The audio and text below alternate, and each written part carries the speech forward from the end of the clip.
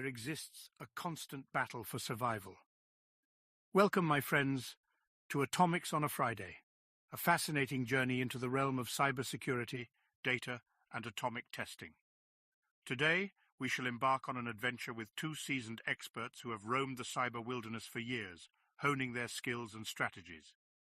Paul Michaud, a master of cyber shenanigans, has an uncanny ability to unravel the most perplexing digital mysteries. Alongside him is Michael Haag, a cyber threat connoisseur who has devoted his life to understanding and mitigating the ever-present dangers lurking in the shadows of cyberspace. Together, they shall guide us through the complex tapestry of this digital ecosystem, revealing hidden treasures and secrets that will undoubtedly leave us with a newfound respect for the world of cybersecurity. So, dear viewers, let us dive deep into the heart of this wondrous realm, where the forces of good and evil collide in an eternal struggle, and let us explore what it truly means to protect our delicate digital existence. Join us on Atomics on a Friday.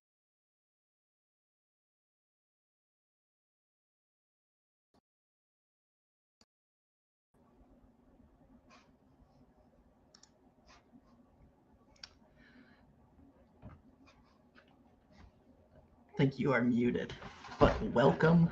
Yes, happy Friday. Atomics on a Friday. Thank you, David Attenborough, again. We get him to do that every week, by the way. This isn't recorded or anything. It's fresh every week. Yeah, he literally dials in and does that for us. Welcome. It's so great. Yeah, I think my favorite part is the forces of evil colliding. I don't know why. This is so good. It's awesome. Sometimes technology has been wonderful to us. Yes. This is one of those instances. Yeah. It's a great intern. He's our intern.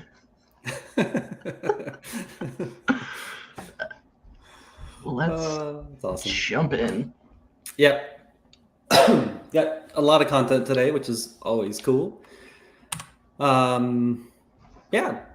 I'm Michael Haag, Principal Threat Researcher here at Splunk and maintainer of Atomic Red Team, LOL drivers, and threat connoisseur, and everything else our intro just said. Yeah, all those things too.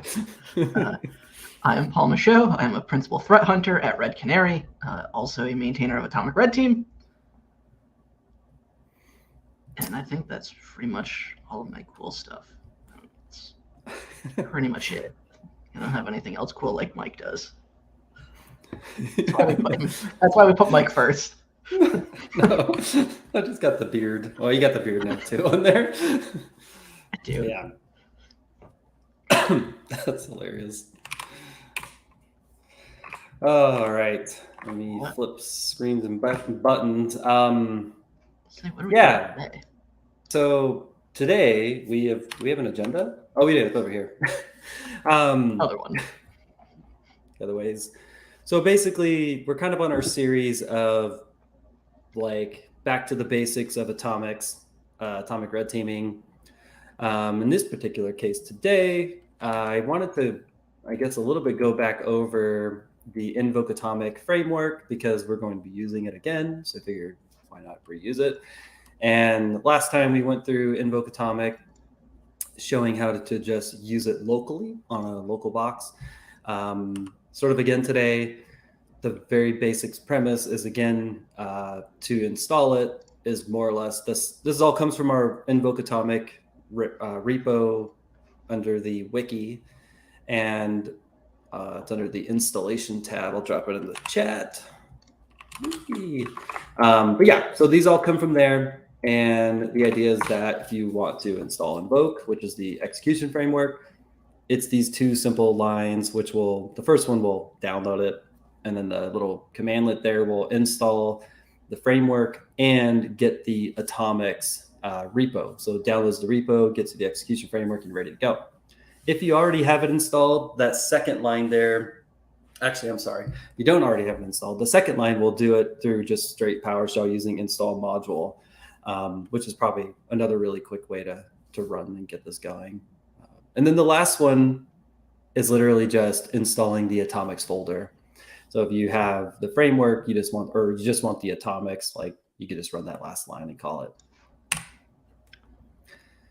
Okay, so PowerShell, you want to use invoke atomic red team to execute atomics on remote endpoints.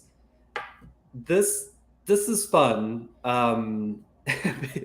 mainly because I feel like it's like this meme of how to draw an owl. And I was trying to do this a while back, and it had been a while, and using PS session is like just drawing. It's chaos, I feel. My biggest tip is if you're going to start down this road, which is what we're doing today,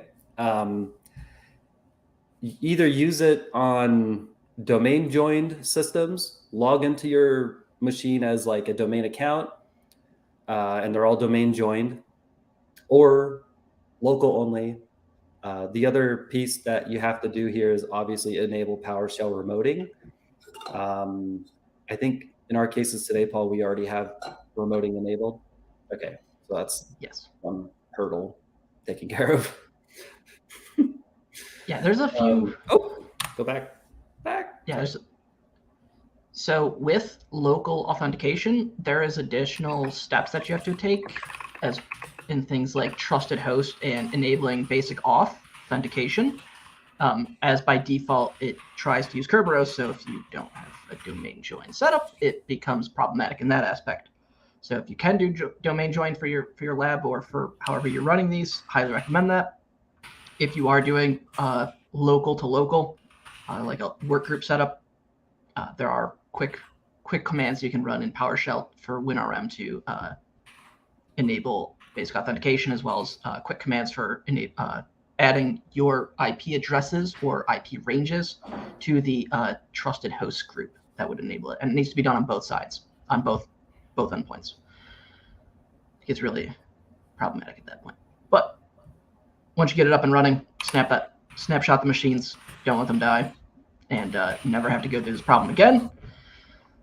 But yeah, we thankfully had this already set up as I went through the struggles about a year ago, and so that's how long my lab's been going, because I don't want to ever have to do this again. Yeah, it's a thing. Yeah, so I put the link here at the bottom, which I guess I could copy out too.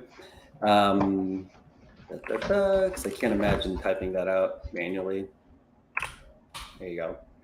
Again, that's on the wiki. So the idea, we both clicked it at the same time. It's on the wiki. Trying to be helpful. Yes. It's under the remote tab. There's a local tab as well for just running the frameworks locally. And yeah, that's kind of that. Last time we went over sort of the stage of an atomic. The process is very much similar to remoting when you do it with remote. There's input arguments still. There's dependencies. Obviously, your executor, which is outlined in the YAML, and then there are cleanup commands as well. All meant to just kind of make the flow of your testing beginning to end. And I don't even think we covered it on the last slide. But if you go back to the last slide, is what the commands look like for when you do get PowerShell remoting going. It's on our wiki, but the idea is to pass this variable of session or ses and have your PS session command stuff in there. So then when you go run the invoke atomic test, you're going to tag your T number, and we have a tax session in there, and that's where you pass your session. And then that will run that particular atomic test on that remote machine. Paul, did you set up anything to use like all the input arguments? Have you run that test with remoting? I didn't get that part. Nope, but we're gonna do it live. Okay, sounds good. Ship it. All right. So I think that's it. Almost it for slides. Not it. We got these though. Yes. Graphics. Invoke lateral. So yes. kind of a few ways that these, depending on how you're running Atomics, could play out. So if you have Atomics installed on an endpoint and you're going to say, this is where I'm going to execute my tests from, but they're going to be executed on a remote endpoint, that's kind of like stage one, or like the first instance, right? Like, so I have PowerShell installed, I have Invoke installed, my setup is configured for PowerShell remoting, and I say, hey, I created a session, I passed that session for PowerShell remoting to Invoke, and said, go execute it on computer X. That's scenario one, where the test is going to be just executed locally. Now, there are tests that say, hey, go execute this on some other endpoint. So depending on how you do this, you could simply say, go execute it on computer X, which then actually executes it on computer Y. So there could be some interesting like proxying down the chain, which is fine. Just something to be cognizant of depending on whatever test you're running, that if you say, hey, go execute on this, but it actually says go execute it on a remote one because it's technically a remote atomic, you get into like remoteception, where you're just basically sprinkling it out through the entire network. So just be cognizant of that. But again, if it's not a problem and you're just tracking, again, the end result state, it shouldn't be an issue. If we go to the next slide, actually, I think do that.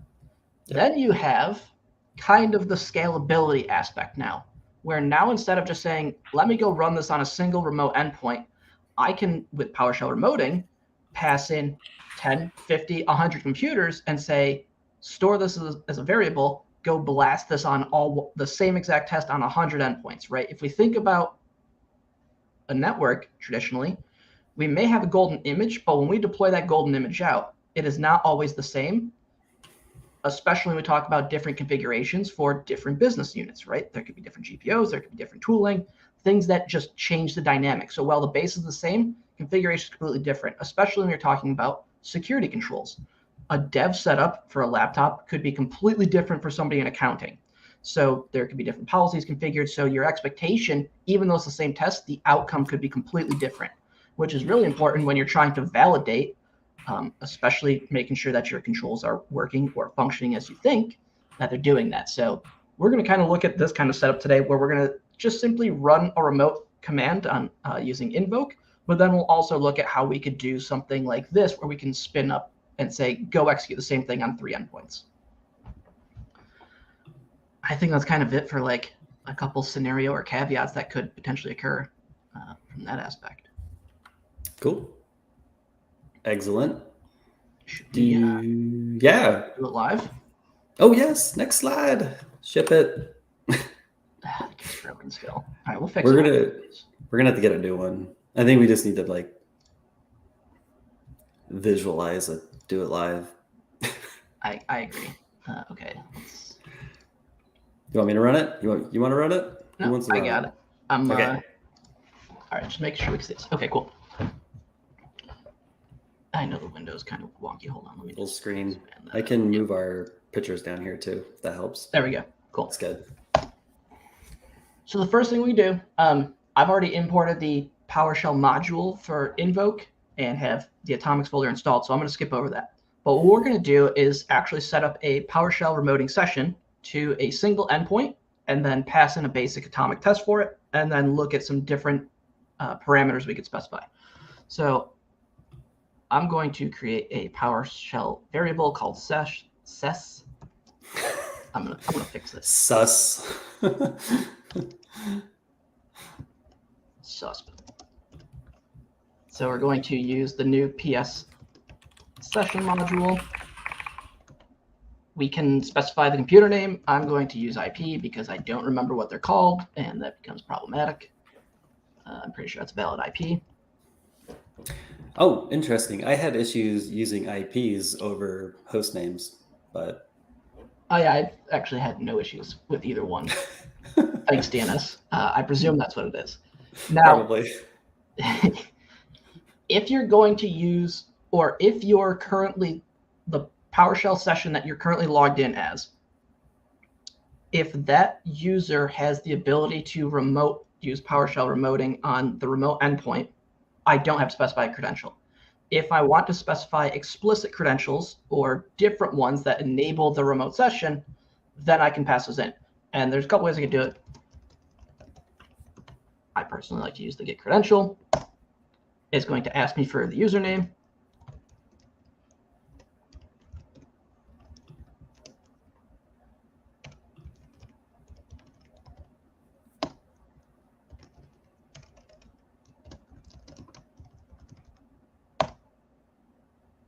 Good to go. If there was an issue creating it, it would throw an errors right here. So no errors. So far, good to go. So now let's go look at how we're going to actually do this. So let us do invoke atomic test.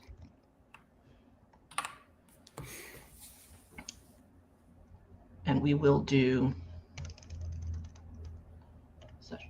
So in this case, all we're doing is we're saying we're going to run some scheduled task atomic. It is going to be specifically creating a local scheduled task using sctask. I'm specifying the explicit folder to my atomics directory. If you use the command to install, invoke, and atomics by itself, you don't have to do this. It will default it to the default directory where it gets installed, which is C atomic red team. And then I'm telling it I don't care about any execution logs. If you do care about those, you can specify your execution logger and then the session parameter. The other one we're going to do. Oh, I was going to ask a question. Yep. When you do invoke atomic testing remoting like this, does it install invoke atomic test on the remote endpoint? Nope. It's simply going to create and run PowerShell. So it'll actually create, I forgot what the process name is, WS something. Okay. It's WS something. I'm drawing a blank on the actual instance, and that will spawn PowerShell, which will then run the test. So you don't need to, it won't install invoke or anything on there. If there are prerequisites, which we're going to look into, actually, let's do get prereqs. If there's any prerequisites needed, I can pass the get prerequisites flag, and it will then go and say, oh, you need this file stored in this location. It will use PS remoting to go and put those files there, or whatever the prerequisites are, install dependencies, download a tool, etc., and then that's staged for the actual test. So in this case, we don't have any. But what we do want to do is take a look at doing what Mike pointed to earlier, which was prompt for input args. In this case, we want to look at, for this one, it's going to be the time. I don't care about the time. What do I want to execute? Command prompt is fine. And apparently spawn already exists on that endpoint, so air it out, which is not a big deal. We can just run the cleanup command. It will go and delete that task, as we can see here. So let's go back and rerun the prompt for input args. Good there, good there. And so now, on my remote endpoint, let me see if I can.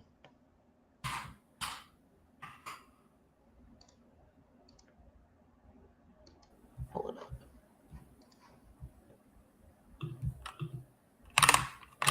I can't get out of the. I'm just going to stop sharing my screen real quick. Fancy background. I can't escape out of the VM. Hold on one second. You're good. How computers work.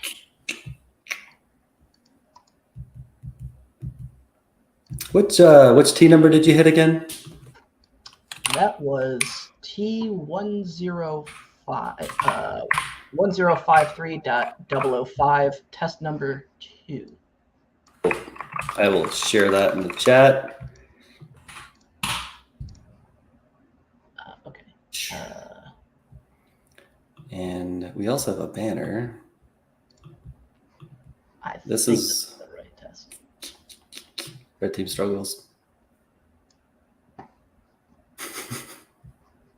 Holy smokes, I can't get out of full screen. Now it's maintainer struggles.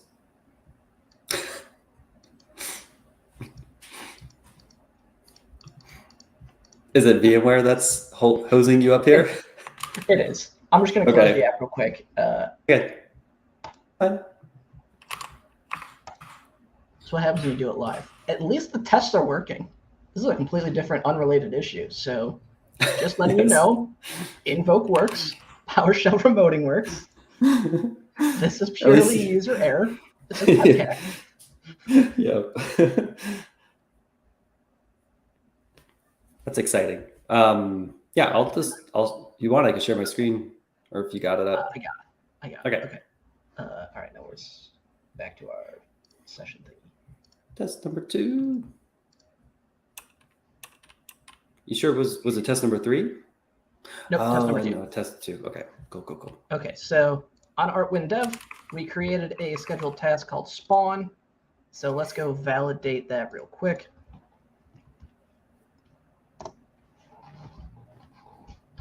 I'm like 99% sure this is the correct endpoint.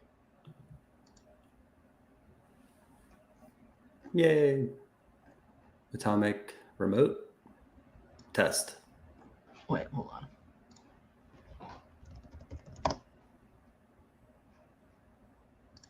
Yep, this is the right one.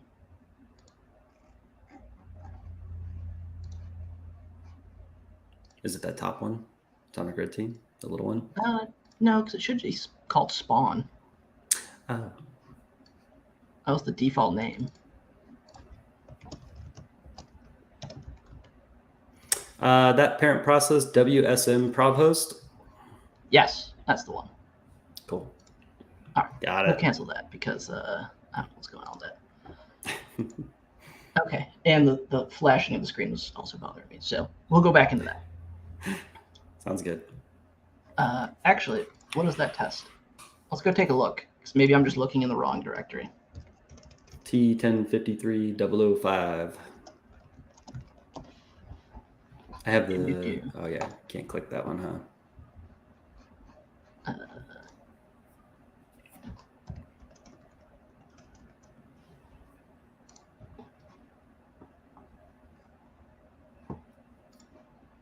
Test number 2.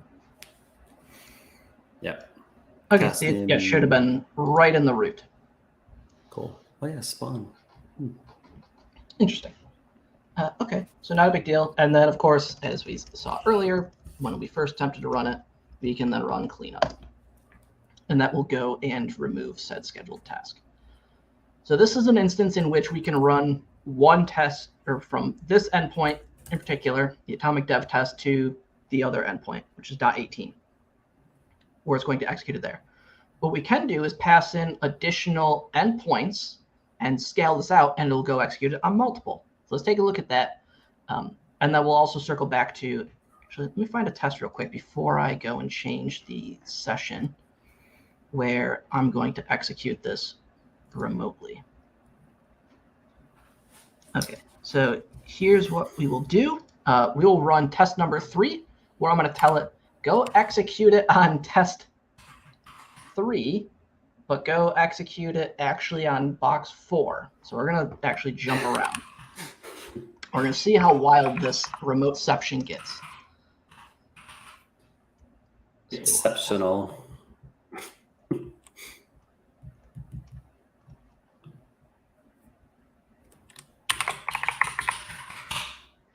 And yes. Oh, full screen. Input args. Go. Okay, target. We're going to say. Wait, target what? Just kidding. They said like there was a new breach. Sorry. I shop too much at Target. I don't need this negativity in my life. I will run command.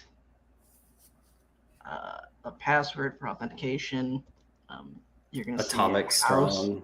Love it. How secure my how secure the organization you're pen testing. Got it. Yep. Yeah, if you ever breach my home lab, it's not going to take much. The password is the same for all 20 users in here. Everything's wide open. Like, just have a blast. So, have fun. Nice. All right.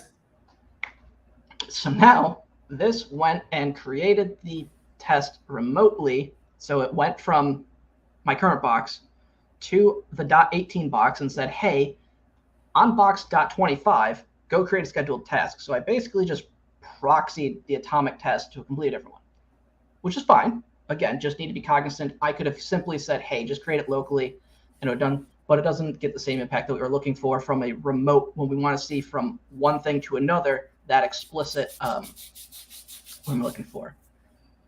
Like activity, right? Like if I was on a box and I simply said, go create a remote one, I'm looking for specific network traffic. So that's what I want to see and emulate. So now, and so we would see, so like if you were looking for like a detection avenue here, you would probably see something like box B, your middleman, contacting to create a scheduled task on box C at this point. Yeah. So in our first test, we would have seen box A contacting box B, calling, hey, go run atomic. But then on box B, it would have ran locally on that box. So nice. But because we were only curious, or if we were thinking about how to detect this, on box B, I'd be looking for a scheduled task create, whether I'm looking at the process lineage from SC tasks, or I'm looking for my event logs, or the network activity, RPC instances, etc. Now, in the scenario we just ran, now to your point, Mike, I want to see activity from box B making the remote calls to box C, and that's where I'd want to focus, not necessarily box A to B or box A to C, but B to C. So again, not terrible, just need to be cognizant as we're doing that. So let's look at now adding in multiple endpoints.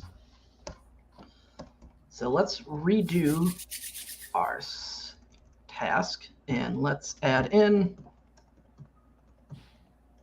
domain controller, box we just did, and I think maybe this one should work. I'll stick with the ones I do know that work. I don't remember which IPs are actually valid right now. The whole lab's a mess. I should probably rebuild it. Okay, so again, need to specify the user.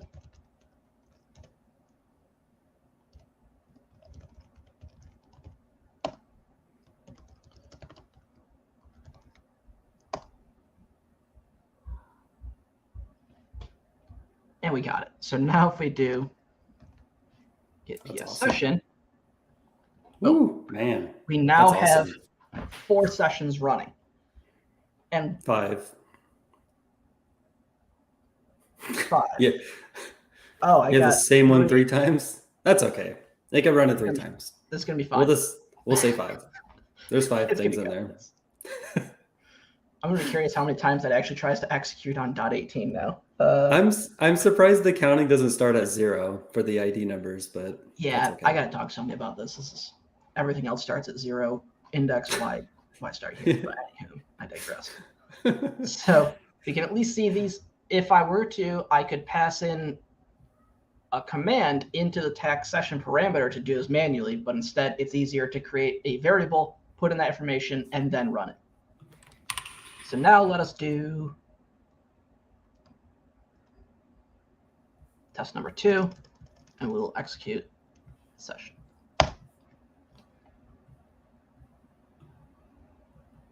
That didn't seem to work as expected. Oh, I know why. And I also know why. The first test, we couldn't find that scheduled task. I passed the wrong variable. I passed ses versus susp, and so that's why we didn't see spawn. But we can actually validate this now when we go back. Got it. So now we should see multiple instances of this being run, and we can see it, which is perfect here. So in 2 instances, we saw that it already existed, which is fine. And then on the third one, it successfully created it. So now let's just run cleanup and just go remove it. And again, it's going to run it 3 times sequentially, 1, 2, 3, and it'll go do that. Let's rerun it. And what we should see is 3 spawn successes. 1, 2, 3. Nice. Cool. And so now we could go into whatever we're using, whether it's a SIM or an EDR platform, and we should say, okay, on these 3 endpoints, I ran this exact thing, and I should see these specific data points that I'm looking for sequentially. Especially thinking that, again, if all 3 of these should be collecting the same telemetry, it should be functioning the same, I should have 3 same results. If I don't, that's an indicator, right? Like that's, why did I not see that? Did something occur with the test? Did something occur with the sensor and not collect it, right? So that's then starting to do that. So then you get into a whole data validation standpoint. And this is where we can start to scale our tests and make sure that, again, running them is a great starting point. But validating our configurations of our endpoints and inspecting where they should be is even better, because now I can ensure that, well, I hope that my EDR or other tool is collecting the data. I can prove it is or it is not, and then I can start to either ask why it isn't. Is it the right data source I should be looking at, or something else completely entirely that I should be looking for? So we can just start that. But yeah, this is just a quick way. And of course, there's also Invoke Atomic Runner, which I didn't get a chance to play with this week. Thank you to the vulnerability that was released yesterday. So I ran out of time. I also ran out of time to spin up a Mac VM to actually execute these tests from the Box BS shop. The same idea occurs for creating a SSH session. So instead of your variable being new PS session, you create a SSH session, you pass it in, and it would attempt to do the same thing, allegedly. I cannot confirm or deny that, but smart people wrote the code, so I believe that it's going to work. We should trust it, but also validate it at some point. Coming back full circle on this whole theme of trust but verify. Yeah, I'm really curious to see like Windows to Mac, because that would be interesting, or Linux, I guess at this point, if we can get anything. Maybe that's the next one. Maybe honestly we do a Linux Mac one soon, Mac atomicing. I think folks would really dig that, because that's just a space that's not hit too much. We can make Jose do it. That's a good point. He was a rock star at it. I don't know if he's here for us today, but that's okay. We signed him up for it. Yep. See you on the next one, Jose. Hope you're ready. Oh, that's good. Sprinkle in some cloud too. Yes. Yeah, that'll excite him. He'll be here. He's already here, I'm sure. Just waiting for the jazz to roll in. I know. I did two things on my end. Same test, except I only had one machine to hit laterally. I did the T1053 one from box A to box B. What we're looking at is box B. And so here's all those like atomic scheduled tasks that it creates. These Goots ones are custom. They require Goots in your environment before you can like actually get these. So don't mind those. But otherwise, these all came from the 003. I just ran all of them. And then on box A, where these all initiated, very similar process, exactly the same, actually. Let's head over here. Close this one. And in my particular case, I had, let's see, where's my RDP? There it is. Close this a little bit. And yeah, so yeah, basically the same. I did the same kind of like SES thing. I had my one session created. You can see I'm logged in as administrator in the range because it's the domain I needed, because last time I blew this up and I pretty much disabled everything and started fresh 12 times and it was chaos. But yeah, I got it to work. And so, yeah, here's I'll run cleanup because that'll be an interesting, see if it kills everything that's over there. Looks like it is. Oh, there we go. Oh. Unregistered scheduled task. What did you? It's making up things. Otherwise, you can rerun it. And there it goes. I don't know if it likes that one or that one. Yeah, I think there are some prerequisites on a couple of those that require like Office or some other things. Oh, yep. Is this the Windows macro code Office Word? Yeah, I think I remember this. Yeah. Okay. Yeah, that's not there. Denied. And then the other one, which I actually borrowed from the wiki, is T1218. If you don't know what that is, it's been a hot minute, right? This is the Red Surf 32 Scrub J Squibbly Doos. Good old And Scrub. yes. And so I ran that as well. There it is. What you could do, which would be really fascinating, again, if you want to get into the whole proxy through a proxy thing, is you can run a lateral movement technique where you execute it on box B, which then laterally moves to box C. That would be a good one. That'd be cool. DCOM has a nice, interesting one for that. You should all look into that one. I forget what that test is. That's fine. Do you have any other ones I could run? Oh, they work. Here we go. It's not horrible. They're happening. Oh, there's cats. We have a crazy, crazy registry atomic. Where's it at? It's in my notes. Yes, T1112. I do not remember this one.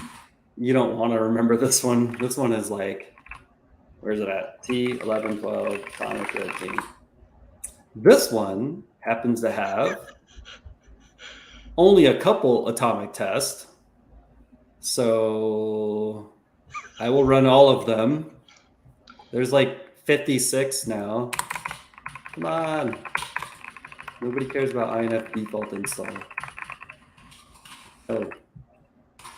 It might be hosed. So, actually, side rant.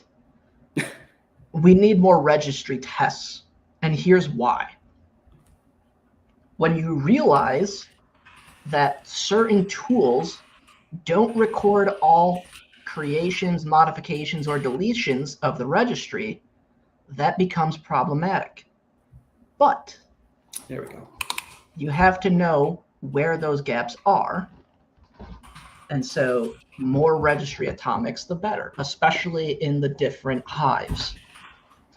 So in this case, this is a really good one if you're really trying to understand your collection and visibility standpoint, especially in the registry, being that that's a very common place that adversaries will stage or hide things or etc. So yeah, just use them all. I think there's one that does, like 20 registry keys? Like one of them does like 20 of them by themselves. That's awesome. I don't think I've ran the whole thing in a very long time, but there's only one way to find out. Yeah, there it goes. Oh, there it goes. That's prereqs. I just wanted to make sure we had everything we needed. All right. Ship it. And that poor machine is done for the day.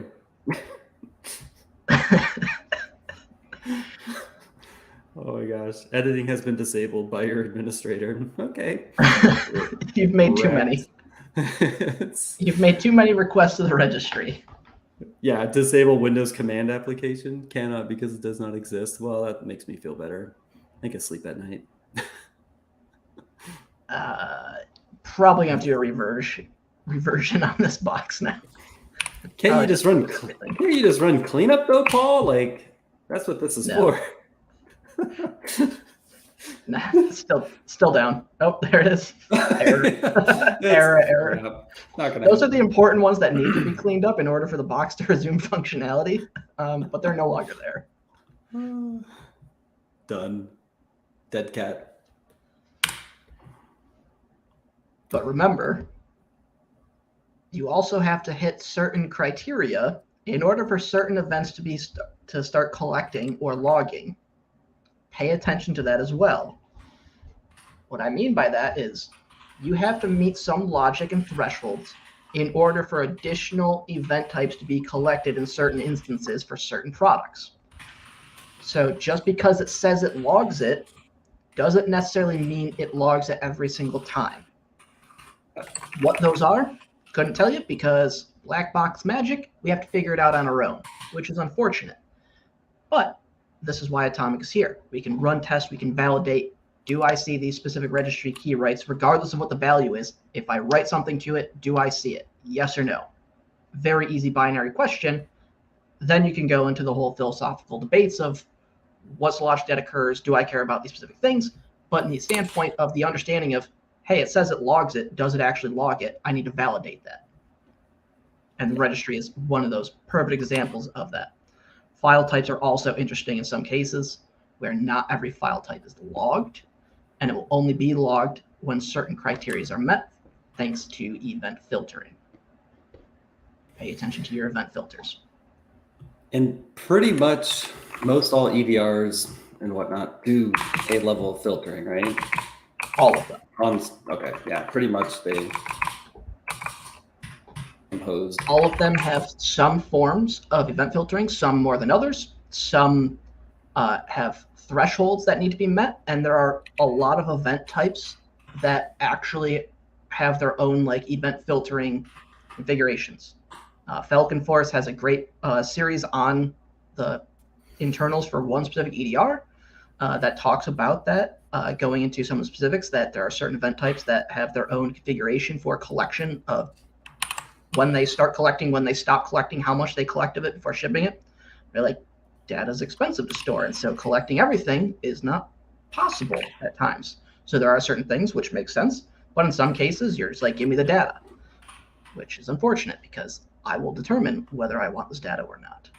But unfortunately, a lot of our commercial products are hidden behind walls that we will never get down, but we can do our best to better understand the limitations so we can better determine our gaps in visibility coverage.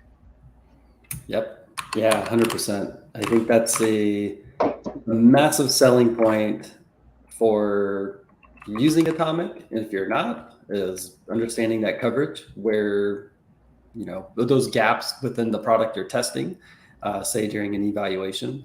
I think I was just trying to find it. I don't remember the name of it, of course, but there was a recent project from a group that released the EDR. The Gap. EDR collection, telemetry collection matrix. Yep. Costas and some others. Telemetry. There it is. It's always on the Googles. Oh, that's not it. But EDR telemetry. Yep, found it. Yes. Here we go. Do it live. Found it, Here. but if you need it. Oh, you got it? All right. I'll share it in chat for you all. Yes. Yeah, pretty cool. There's like a whole comparison table here of all the different products of at least what they could collect. I thought there was there's a larger spreadsheet right here. Just recently updated, and you can see, boy, that's a lot by product and all the different categories here on the left of what they do or do not collect. Yeah, that's a lot. Seeing a lot of reds. Lots of focus on just process, file, network, registry. Not enough focus on everything else. Look at that. Wow.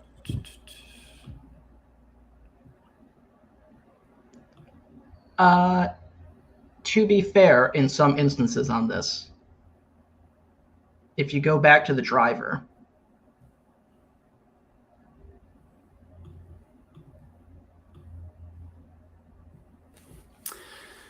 while a driver load or unload may not explicitly be its own event type, generally speaking, they're treated as loaded modules.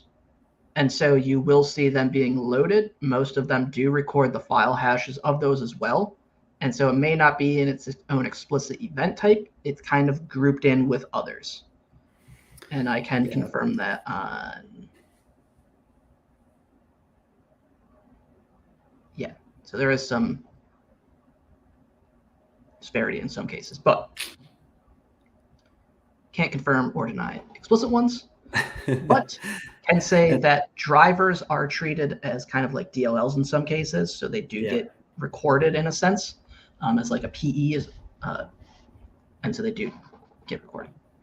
Yeah, and a lot, and I know with like, I wish they had specified maybe potentially which one, like Carbon Black version, but like back with response, like you mentioned with the DLLs, drivers are also picked up in the old school like binary store. So they may not show you that it was loaded per se, obviously through or module modified. loads. Yeah, but at least you would know what drivers are in your environment. But yeah, it's interesting. Yeah, that's cool. No, but great starting point, great data points to go in. What's this, trash can? Oh, Windows event log. That was a trash can. Looks like French fries. Trash can. What is it? I don't remember. Don't know. All right. Can't tell. Trash can. Good enough. Is it a potato waving? Like, what is it? Oh, it's a log. It's a log. Okay. All right. We're good. We solved it. Event logs. It's a log. All right. Yeah. Get it. It's coming full circle. We got it. We'll figure this out. Cool. All right. You know what I didn't see as a data source on there that maybe I just missed was RPC. Oh, yeah. I don't think RPC is captured if you look at it. Nope. It's not. Unless they put it under network. Nah, it's TCP URL. Yes, you could consider it event logs. Device ops. Group policy modification. That's interesting. Yeah, they have a category called other relevant events. I see pipes, but yeah, not RPC. And I think a couple of them do RPC, right? They do. And if you can search the internet, you can find out where. And you could also go look at specific Twitter posts that have also given you specific links to that. So yeah, RP sizzles. Whee. Yeah. Which I did see that there is a training at DEFCON, not DEFCON, but DEATH, DEATH Con in November, has a training session on use for filtering RPC and LDAP and using like firewalling. So that is an interesting. Well. I ensured to grab my ticket virtually. Very excited about this. A lot of great set. They haven't even announced any talks yet, but the training and the lab stuff is top tier. Like I could spend those 2 days purely just in the labs alone, let alone talks. Yeah, it's immense. It's stacked. So if you can, or if you have not, go check that out. Really cool con coming up. I see Jose is speaking, Anton, lots of folks. It's awesome. Or workshopping. Matt Green. Yeah, got a couple saw two atomic workshops. So if you're looking to do cloud stuff, Jose's running that. Another atomic workshop. Anton's kind of purple teaming style with credential access on Windows and Linux. So that's pretty neat. I'm really looking forward to that one. RPC stuff and LDAP, really looking forward to that one. But yeah. So 3 tickets remaining. 3. So better get on them. Yep. Better get quick and get good. But all right. Did you change the slides? Or did I? I think I did. I think you did. Okay. Yeah, there's the last one we did our demo. I did throw 3 links in here. Oh. So Atomic Runner, so that's from Carrie Roberts. Her talk introducing Atomic Runner. So if you're looking at scaling detection and validation, kind of using atomics, like that's another new addition. Technically 2 months ago now, because now we're into June. Detection validation is another interesting blog post that the detection validation team here in Red Canary published, which is another great read about scaling it.